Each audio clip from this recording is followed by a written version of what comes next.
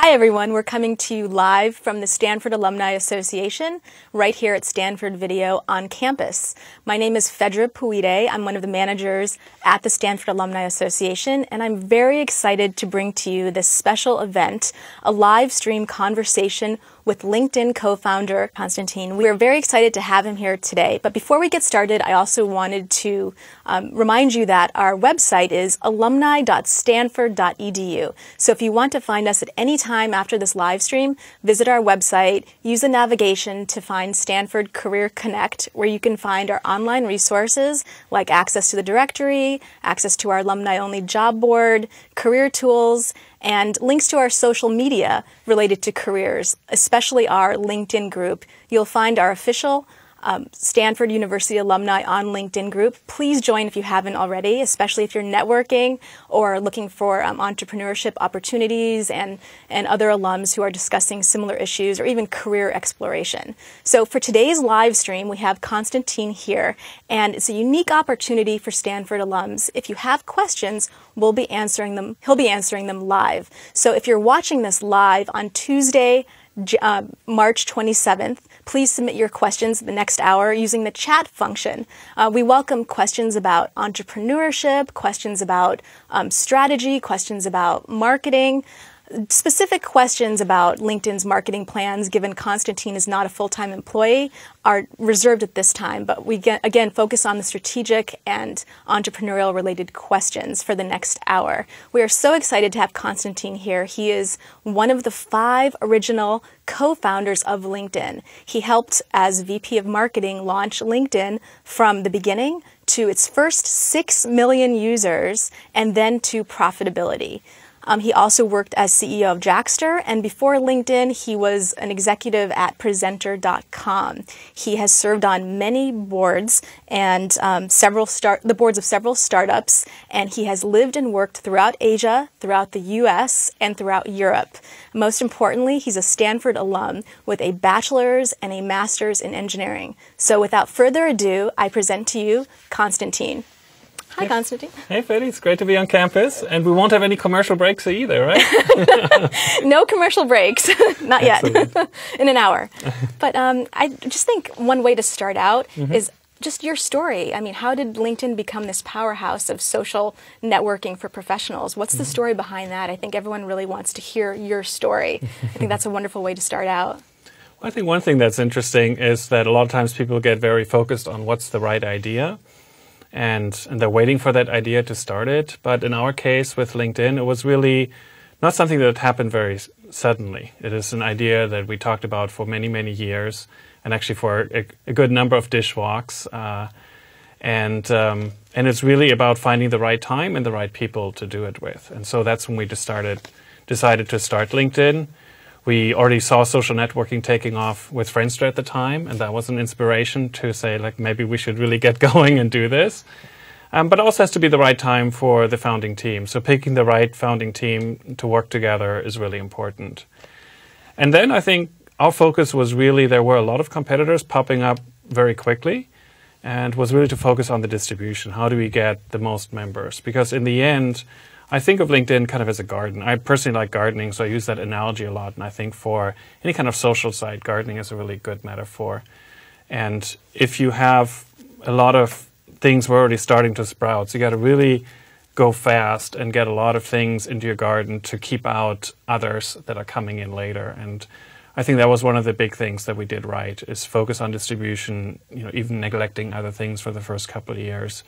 And then later people asked, why should I join this other? There were a lot of other networks that came up for professionals, but at some point people said, look, all my contacts are already on LinkedIn. If I go somewhere, I go there. I don't really have time for a second or third network. At least I'm not on the business side. And so it became very difficult for people to compete, even if they had better technology, better product, or other innovations, which I'm sure there always are. But in the end, that critical mass is really important. I think you're on to the thread of this next question that has come up quite a bit from alums and friends. What are the most important lessons for any startup? And I guess you've started to talk about that a little bit. Yeah, we started going to the market once we decided to go right away and be very focused, on a few things that were essential. And I think you also have to give up perfectionism, which sometimes you can do as a Stanford alumni in order to get the good grades. You have to be often perfect on your math and different things. But I think in the startup world, that's not always the right strategy. So, but the other thing I would say is for advice is don't listen too much to people like me, because there are many ways to be successful. So one example I find very interesting is, Apple is very revered, and Steve Jobs always had this thing for doing things perfect and doing it right. And so that's one thing you hear as an entrepreneur. On the other hand, another company that's very successful is Facebook, and their mantra is sort of get it done rather than make it perfect. So you have two opposing things. So which one is right? So I think it illustrates there is not sort of one right way to do it. Is you have to look what's right for you, for your market, for your team, and really forge your own path. So not just be innovative necessarily in a new solution. Because sometimes there's not really a lot of great new ideas that are out there, but often small things can make a difference. Just when we look at Pinterest, this really rapidly growing social network, I think in some ways it's very similar and familiar than others, but in a few small ways it's different. And so as long as you start to learn or you have a strong belief and then you test out what are those small ways that can make a big difference. I think still along the similar thread and telling the LinkedIn story, would you be able to comment on what worked, what didn't, and what do you think waits ahead for future entrepreneurs out there who are exploring or thinking about getting started? I think your life lessons and entrepreneurial lessons are very valuable. Well, I think that there are a lot of things I think we didn't do right. So I think the focus was right, but I think sometimes we did try to overthink things rather than getting out something quickly. So for example, when I think as a specific thing on the website is we fairly early launched the recommendation feature. And I think even today, people are still struggling to really understand what it's supposed to mean. They don't really think it's maybe that valuable. I can usually explain it to people and then people understand it, but it's not intuitive. And I think starting with something simple, might have worked better there. So the other thing we did is we focused very strongly on privacy because we were very focused on an audience of career professionals who treated their Rolodex very seriously and weren't used to just sharing everything.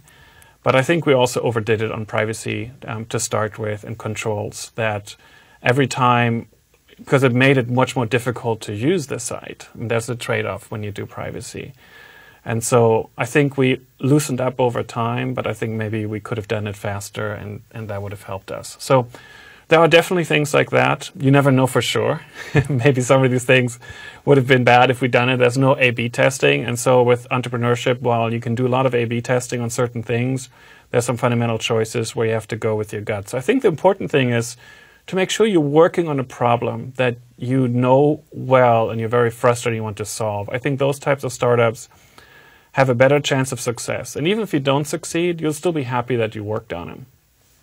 If you just focus, where's a market opportunity kind of come top down and where can I make a lot of money?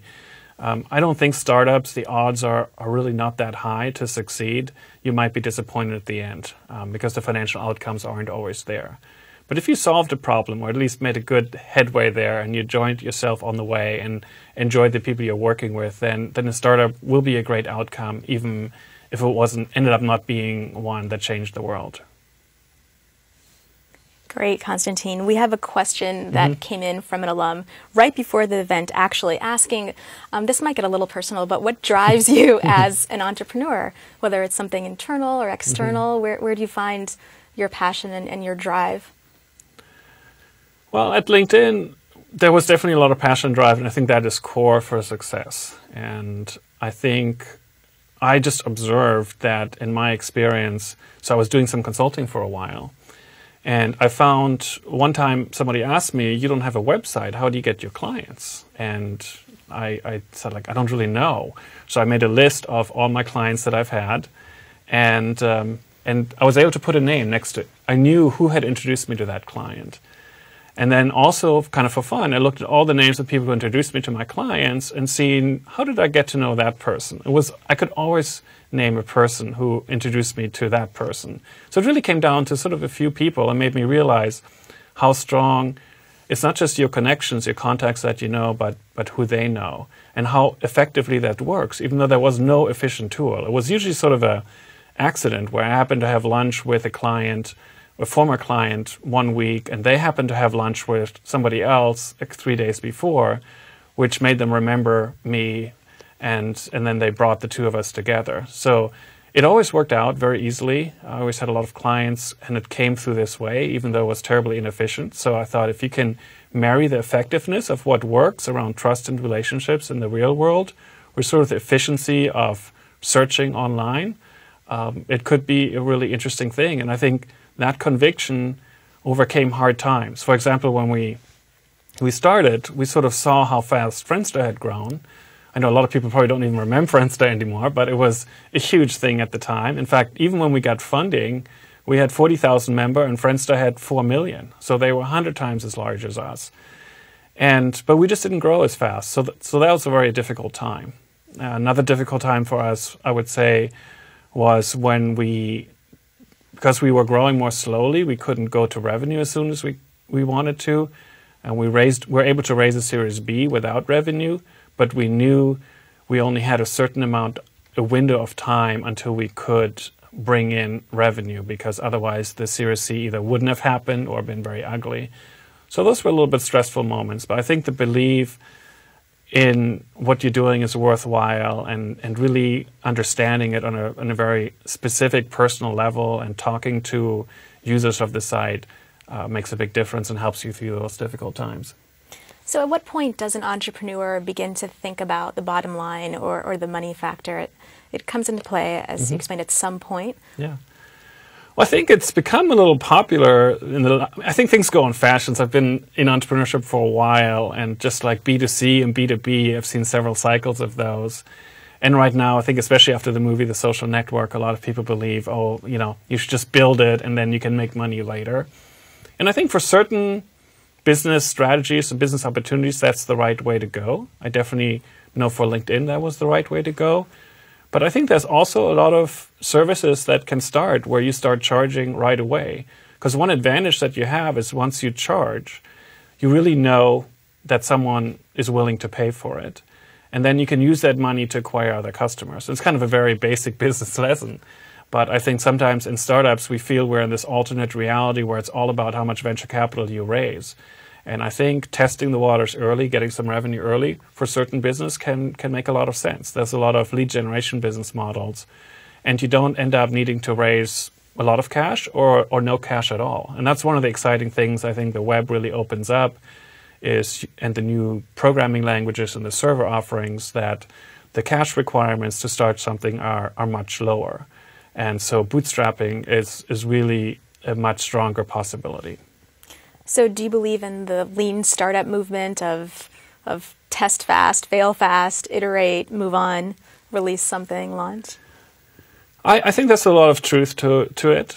But again, I don't believe there's one size fits all advice. You got to look at what's right for your team. And I can tell you, 6 ways in which LinkedIn was a lean startup, and I can tell you 6 ways in which it wasn't. So you have to do what's right for your opportunity. And if you sometimes, when you test something, how do you know it's really working? Because if I would have gone by what my friends told me about LinkedIn, we would have given up, after a few months, because they didn't see really any value in LinkedIn. So, and this is my own friends. So sometimes you have to sort of stick with your conviction. But obviously, the quicker you can get something and test and get some feedback, but you still have to interpret it. How important do you think the marketing function is for entrepreneurs, or for startups rather? I think marketing is very important. I work a lot with students here on campus and mentor them, and a lot of them don't think about the marketing or especially the distribution of the product. And when I see the failures, especially in the consumer internet, it's usually the distribution where things get stuck. In fact, I think there are a lot of really great websites that people even love and maybe they'll be even willing to pay for, but that most of us never know and that end up folding because people never know it's even there. And so thinking about the distribution, which is one aspect of marketing, I think is something people need to think about. But I don't think you necessarily have to have a marketing person dedicated to that. I think an engineer who reads up, who understands how important this is, can do this as well, or a product person or a salesperson. So I don't think you need to think that marketing has to be one person. It can be something that everybody does. But the kind of thinking is very important, and positioning is very important. Because especially right now, we have so much angel capital available that there are so many startups. So it's really a race for positioning and how can you stand out. And you yourself may say, well, we're very different than startup A, B, and C. But when you look at a consumer, to them, they all look the same. So then you really don't have a great positioning if you look all the same through the consumer's eyes. So one thing, I studied engineering at Stanford, but I took a lot of classes in psychology and sociology. And I feel those are really good foundations when it comes to figuring out some of those issues, which in the end probably have as much of a bigger impact than the product. Sort of this philosophy, you build it and they will come. Every once in a while it works, but I don't think it's a very predictable business model. So I would think hard about distribution. And I'm really happy that someone submitted this. This is a good one.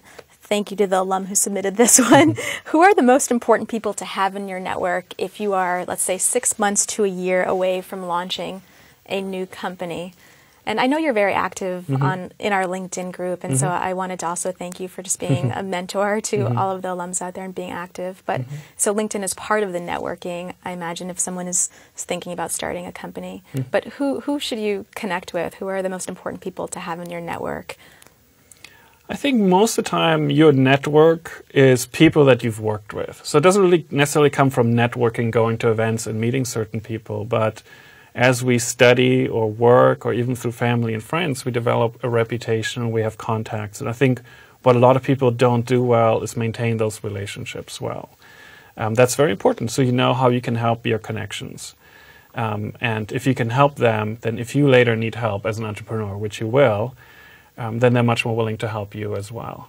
So I think your network that you have will often be sufficient, because if there's somebody that you need that isn't one of your contacts that you know well, usually one of your contacts will know some of those people. And so in the old days, you would just call everybody around and saying, maybe you have some product you want to sell to CFOs of electronics companies, and you would have to call around and ask each of them, do you know a CFO of an electronics company? And so you end up making a lot of phone calls. But in the age of LinkedIn, you can very quickly do a search for that, and you know there's 3 friends who are connections with that type of person, and you can ask them. So within your second degree, your network is very large.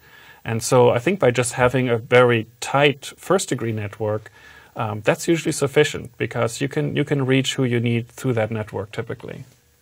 Great. And related to that, we have a question online right now from Michelle. What opportunities are there to help entrepreneurs incubate their marketing plans? The opportunities, I think, are there when there are entrepreneurs who come out of the tech area who haven't really thought much about the marketing side. And some there, I do see 2 categories there typically. Some who just feel that's not going to be that important, and others who realize it is important. And both can potentially use help, but the first category may not really accept the help.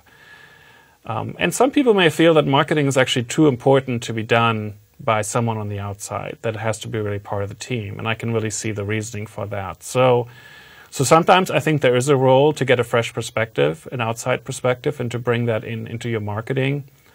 But it's also really important to have that continuity and to have marketing and the knowledge of who is your customer, how do you differ versus the competition, what do you do for your customer, how do you make his or her life easier, is very important. And I would not generally have a consultant do that. They can be helpful in the process, but this is something really every developer, everyone in the company needs to know, so that you can build a great product for those people. We have a question from Greg, and I'll just paraphrase a little bit here to shorten it.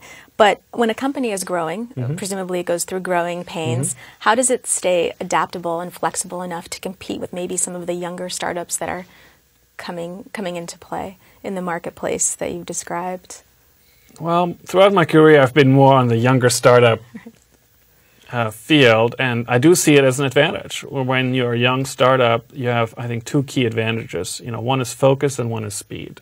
And you just really have to make sure you use those two weapons to your advantage, because you have so many other disadvantages, like not having resources and people and distribution and so forth. So those are your advantages. If you are already bigger, and again, this is not my expertise, but I think you just have to try to retain that startup mentality as much as you can. And I think you see some pretty large companies like Google and Facebook and LinkedIn who, despite their size, still are fairly agile and open to new ideas and experiments. So I think it's going pretty well. And so those are formidable competitors to startups. They are not the old companies that aren't innovating so fast anymore, that maybe are only growing through acquisitions like maybe in Oracle or SAP.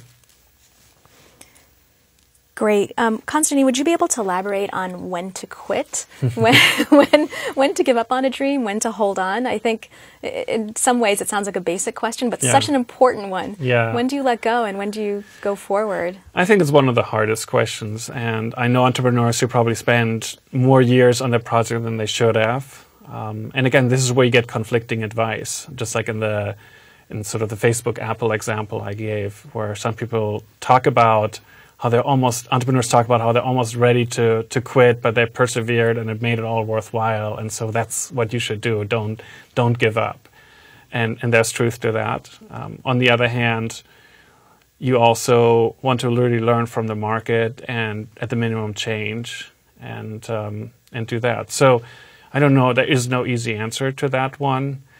I think what I do is I try to use both analysis and really sort of put some numbers down, because that focuses my thinking and makes it more realistic than if you kind of wave your hands. So I try to do that side.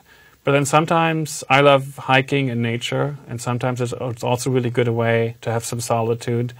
And when your intuition is more, you can tap into that. And so I think, to me, I try to use a combination of both to come to the right decision. We had another question submitted too about fear, and how do you charge through the fear? It's a very scary thing, and how do you minimize, external risk? I think that would be a longer conversation, but even the internal feelings, the fear of There's risk. a lot of things you can be afraid about, and I think one good thing is to think about, where does this fear really come from? Because only if you dig deep into that can you really overcome it. And in the end, it's not really that bad. I mean, what's the worst thing that can happen if you fail at this? And if you really think through it, it's usually not that bad. So I think that's usually the right way to go. And I don't see a lot of entrepreneurs being all that fearful. I would almost see that more than maybe on the overconfident side, and just believe that, all of this will sort itself out, and not be realistic about some of the challenges. And maybe that's needed to overcome the fear. So maybe this all works out well. Absolutely. We have a similar question from Larissa that came in, and this is pretty specific, but I think we hear we hear the story about successful startups, but we don't always hear the story about startups that don't work or things that we've gone through. So Larissa writes in, what's the failure you're most proud of? And we're hoping that we can learn from that, and how can others, whether entrepreneurs or high achievers afraid of failure, harness and conquer that fear? I think you started to talk about that a minute ago. Well, actually, the founding team of LinkedIn, Reed and I, both worked in the virtual world space. So this was in the mid to late 90s with avatars and all that fun stuff. And in fact, we first met at the Avatar conference speaking on a panel. And it was a very exciting time, and people believed that's of course how we're going to interact. We're not going to have these 2D interfaces anymore. Everything's going to be 3D, and we'll be cruising as avatars through the world and interacting with each other in a much more interesting way than a two-dimensional interface can do. And we learned that wasn't really accepted by customers. It was a very compelling vision that got us lots of financing, a lot of press, and some customers, but it wasn't really mainstream. And so that was definitely a big failure. And in some ways, you do feel like, gosh, I spent a lot of energy and time on that, because when you do a startup, it's very different from a job. I think people often feel like, I've got a stressful job, how much worse could it be? But I think if you're an entrepreneur and you've gone through the experience, you know what I'm talking about. It is just everything in your life, and it's very difficult to balance anything. So it can be very devastating. But I come back to what I said before: is if you really like the product that you're working on and the vision of that, you enjoy that part, then you don't mind if it failed. It would be better to succeed, but you still felt it was worthwhile. And also when you work with people who you enjoy working with, who are smart, and I think a lot of the people who worked in 3D worlds and avatars have done really interesting things, and I've stayed in touch with a lot of them. And so you make these new connections. And there's a certain thing about startups that I think is very important that's on the positive side, is the camaraderie that you develop. Because by definition, what you're doing is something that most people believe isn't really a workable idea. In fact, some people would call it insane. And so if you have sort of a small group of people who share that insanity, who are going contrary to what other people believe, it creates a very nice cohesion, and you build some strong relationships in startups that I haven't really seen built in larger companies in the same fashion. It's probably a little bit similar, like in a war where you fight together against an enemy. It really binds you together. So that's a really nice reward, I think, the people side of working in startups. What do you think the environment will be like in, let's say, 10 years? I know it's impossible to predict exactly, but I think our audience would love to hear your vision or just your ideas. We won't hold you to it, but I was just thinking about the landscape, the market in 10 years, and I know that's pretty far out there. Feel free to do 5 years. Yeah, 10 years is hard to know, but I think some people, one thing I hear a lot is like, so isn't social networking done? And I think there's not a lot of room for sites very similar to Facebook, LinkedIn, and Twitter. And each of those, I think, are quite unique in who they serve and how. But I think we are naturally people who've grown up interacting with other people. We respond to social cues. And so I think we're still in the early days of that evolution. So I think social will still be with us 10 years from now. And people will have built some amazing things that I haven't thought about. So that's so I wouldn't be discouraged, but I would say, but make sure it is something different that maybe builds on top of the social networks, and they all have APIs that you can leverage, and actually, so you don't need to rebuild that, but you focus on some unique thing. So, for example, for LinkedIn, I think if you target it to specific audiences, like a doctor or a lawyer or even someone in the chemistry industry, you can use a lot of the functionality of LinkedIn and add some other functionality that is of daily use to people in that industry. And so I think there are some good opportunities there. And I know there's always new ways to entertain people and new types of games cropping up. And certainly the intersection, a lot of this, you have to rethink the use case for on a mobile phone. Because the mobile phone, if you just the fact that it's always with you is different properties than a website, and it has many more sensors that you can access, and I think that opens up a lot of opportunities as well. Great. I would like to encourage people to continue posting questions. We're reading through them as they come online. Questions you have about entrepreneurship or strategy or marketing, and we'll be reading those. I wanted to touch on a few that have come in specific to LinkedIn and using LinkedIn. So we have some entrepreneurs and business owners, and if this gets too tactical, feel free to be strategic, about how to use LinkedIn to find like-minded professionals. And also we have a question about a larger company wanting to connect with others in similar fields using LinkedIn. And I figured, since we have you here and this is your area of expertise, anything you can recommend that people do using LinkedIn to connect? Well, I think this is more where you have to stop me, because this is what one of the surprises of LinkedIn was when we started it, we saw the utility very clearly, but we saw there's sort of a risk of, do we really want to put this information about me as a professional out there? Do I want to give access to my Rolodex to other people? Do I want to share that? And so our initial thinking was that people are going to share as little as possible, but they're going to really try to milk, their connections for introductions and really use it all the time. And maybe they'll wear out their welcome with their connections, because now they can tap into their connections much more rapidly. The interesting thing is that the opposite has happened, is that people have been much more willing to share their connections and their professional information than at least I had anticipated. And I think most of the early team felt the same way. But I'm amazed how many people are just on LinkedIn and just accept a connection request and maybe appreciate the way that you can reconnect and stay in touch, maybe look up someone before a meeting, maybe look up an email address, and maybe just say, I have a profile, so if some interesting career opportunity comes along, I can be found. And that's all they think about LinkedIn, because to me, those are 2 to 5% of what you can do with LinkedIn. But that's, I think, where a lot of the users are. So there are many powerful ways to use LinkedIn. In the case of finding like-minded professionals, I think most value you get on LinkedIn starts with a search.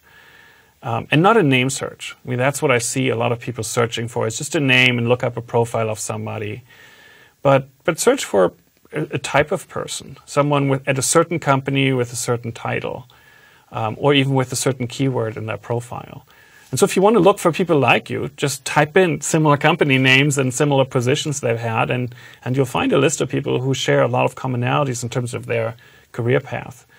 You'll find also, depending on your interests, the LinkedIn groups. There are over 1 million groups.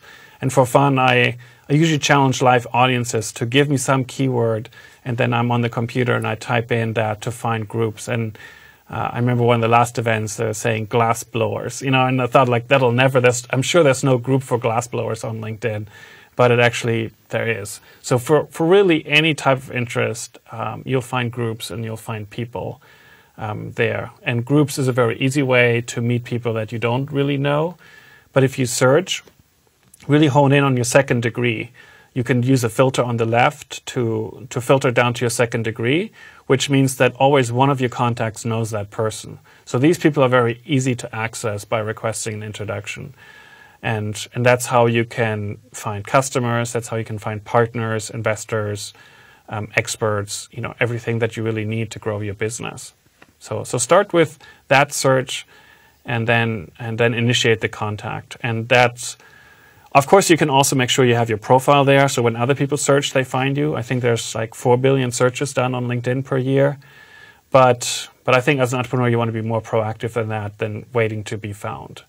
But one thing you have to remember is there are a lot of searchers, but you also have a lot of competition. So you're not going to be the only person that shows up when people search for something. So you got to think about, like you do when you have your website up and you want to show up in the Google results and you want people to click on your results. So you have to think about what's going to make sure you show up in the results. So you have to have the right keywords that you want to be found for.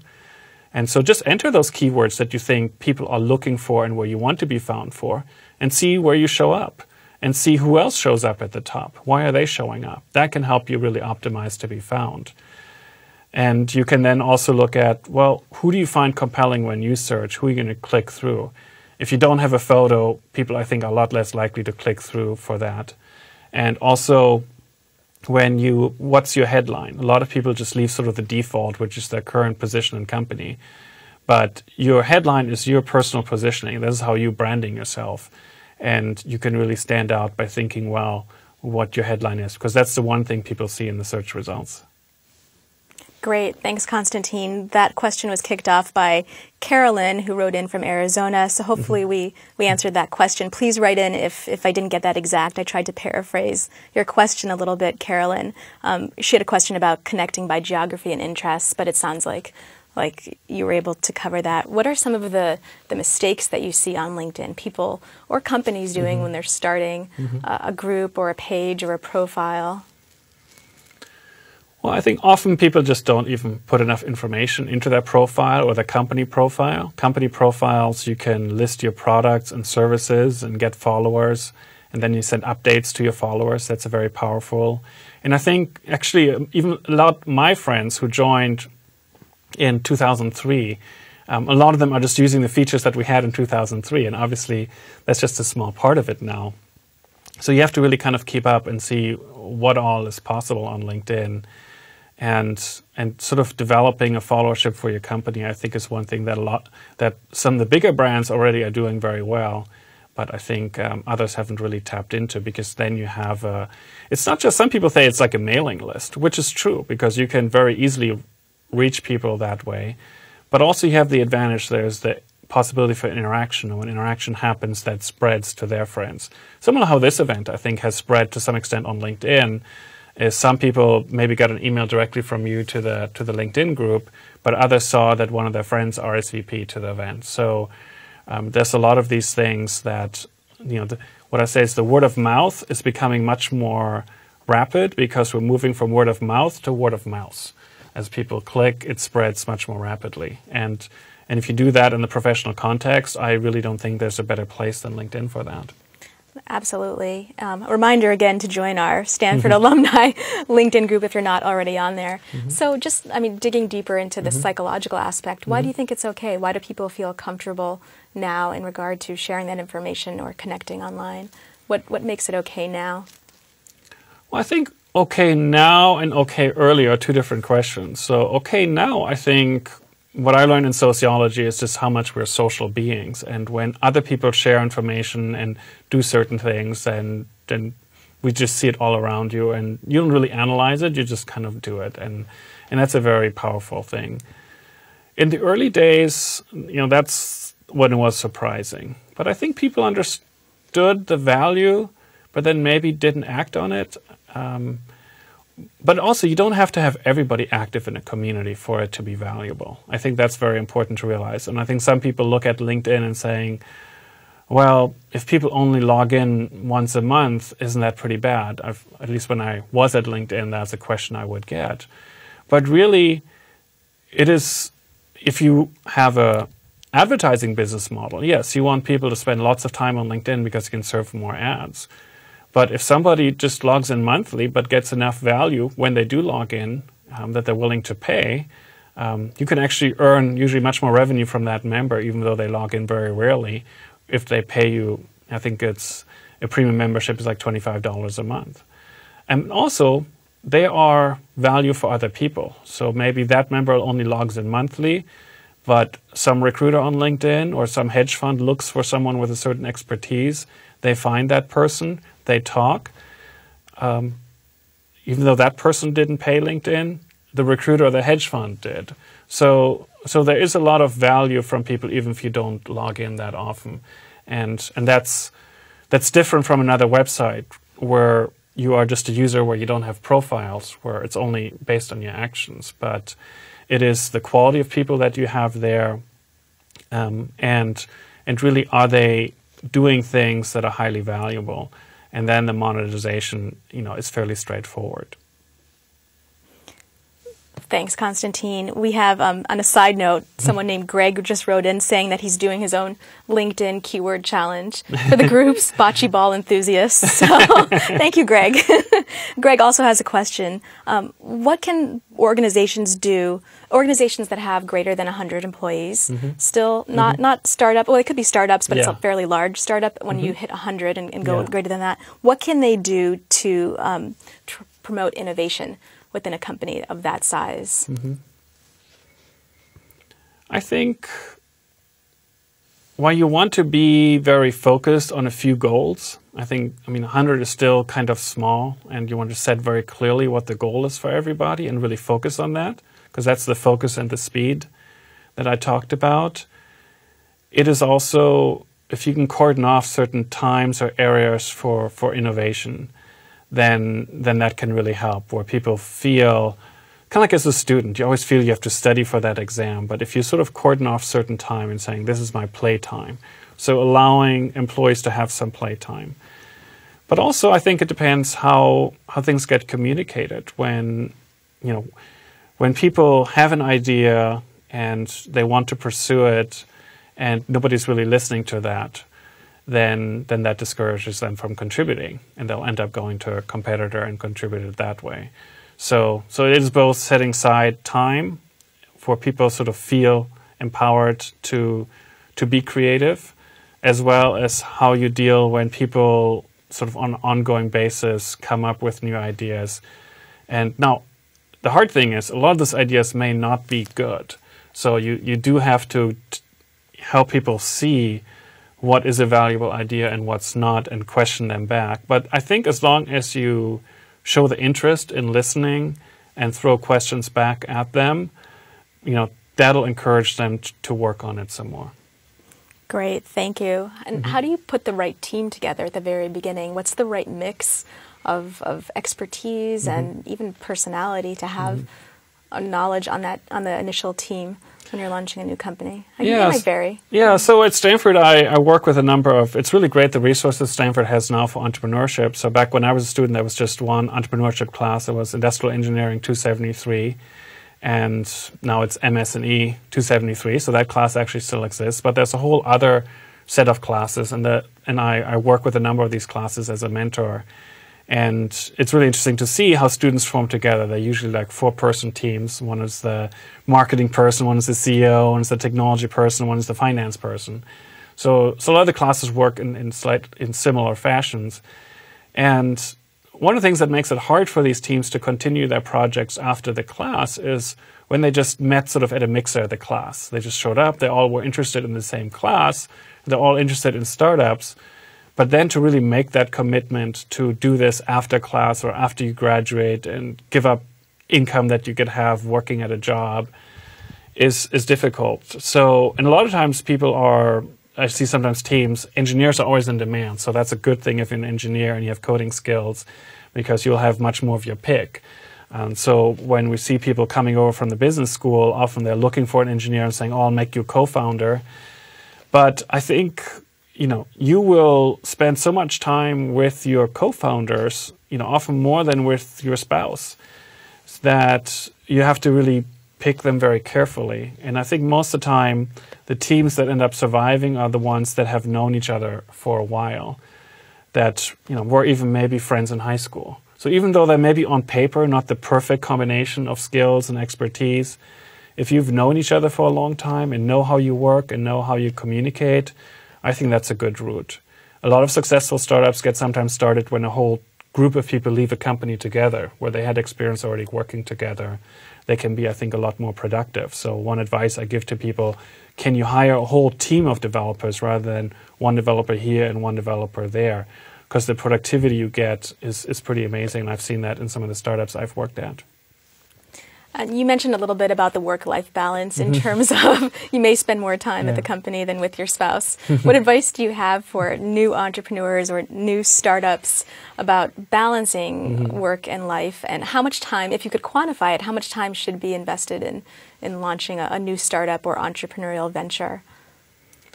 Well, I don't think there's a should. I think if you're really passionate, you just do it, and it's everything. So there is no balance. I think that would maybe be a sign that maybe you're not ready for it, or you're not realistic about it. It just takes everything, but it's never a should. It's you want to, and you think about it when you go to sleep. You wake up in the middle of the night and you have ideas. It's something that consumes you all the time, and I think that's typically the entrepreneurs who really stick with it. That's the mentality they have. So in terms of balance, I guess one advice I do tell students, it's a great time to start a company when you don't have, a spouse or kids or a house and a mortgage. So I think starting companies when you're just graduating is a great fit in terms of your life cycle, because you can give it your all. And then I think you take your breaks in between, and kind of try to balance it out that way. Or maybe later, when the company grows, you can bring in another team of people who is maybe better suited for growing the company from 100 to 1,000 or from 1,000 to 10,000. The kinds of skills that you need there are often different than what you need to grow it from 0 to 20. So sometimes then you can take the balance when you're sort of off the critical path. And I think that's an important thing for entrepreneurs to learn and know, is when are their strengths no longer what the company needs? When do they need to bring in people who have different motivations and strengths? And along those lines, we have a question from Lauren. Thanks for writing in, Lauren. Looking back, what's one thing you wish you understood about entrepreneurship before you got started? So if you could talk to a younger version of yourself, what's the advice you would give, knowing what you know now? I think it is much harder than you think. And I think this movie, The Social Network, has had certain advantages in encouraging entrepreneurship, which I love, but I think it made it look very easy and much easier than it really is. So I think it leads some people into entrepreneurship who are not really ready for it, and it's made it so fashionable. I think StartX, I'm also involved in the StartX incubator at Stanford, which it's a really great program, and alumni can be involved there as mentors as well. But a huge percentage of the Stanford student population now applies as part of a team to be in a class at StartX. And sometimes I think it's maybe gotten too broad, where some people aren't realistic about, what sacrifice it takes. And it is really hard. You're usually in this mode where you don't sort of have the success and you're done and you can coast, which you kind of really need after you've put in, a lot of, it's not just time, but it is mental energy. It is, working with the personalities of the co-founders and the early team. It just takes everything. So you rarely get to that point where you can coast. And you rarely feel you're at the point where it's clear you need to give up. So you're always at this in-between stage.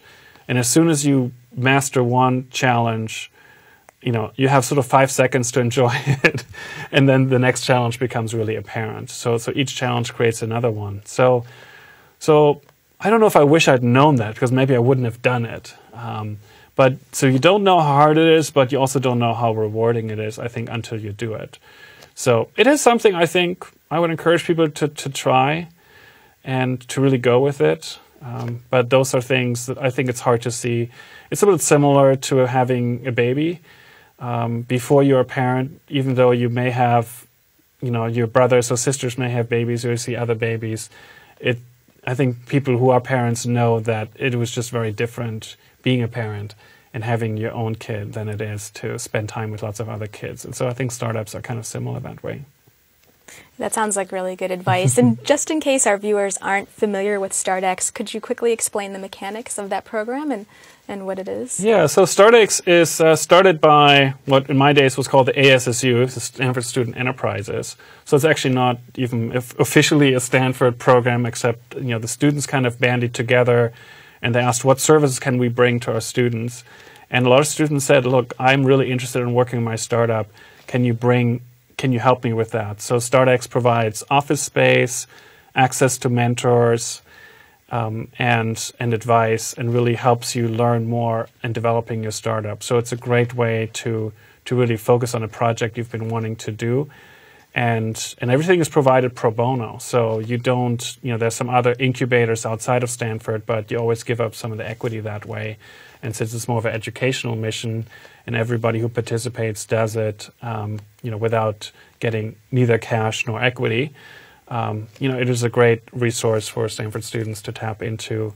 And it's not just for engineers. People come from the design school, from really all walks of the Stanford campus together.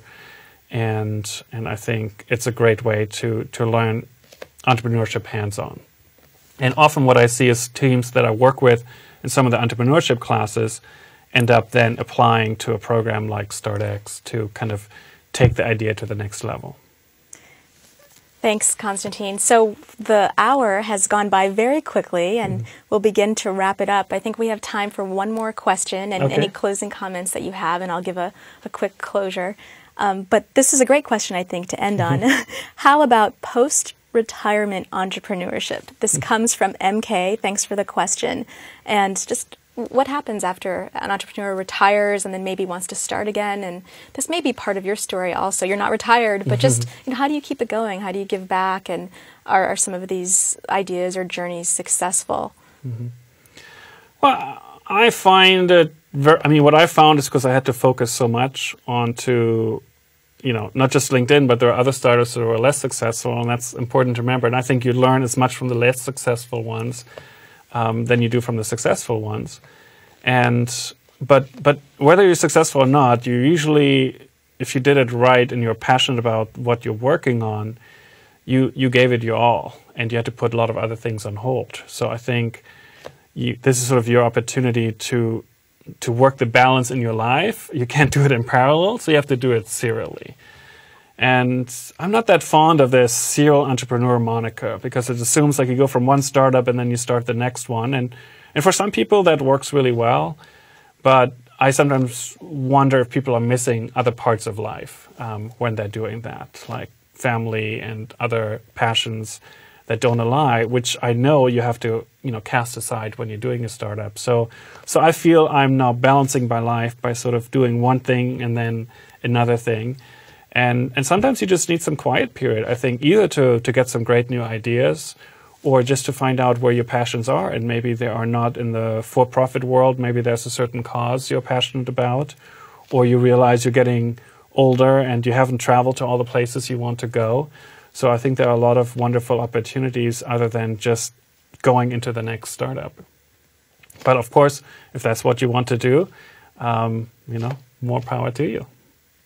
Well, thank you, Konstantin. We're so happy and so honored to have you here today. I think that the information will be really valuable to Stanford alums and other entrepreneurs watching, and we'll also archive this conversation in the future, so stay tuned. And again, I wanted to thank you for being here.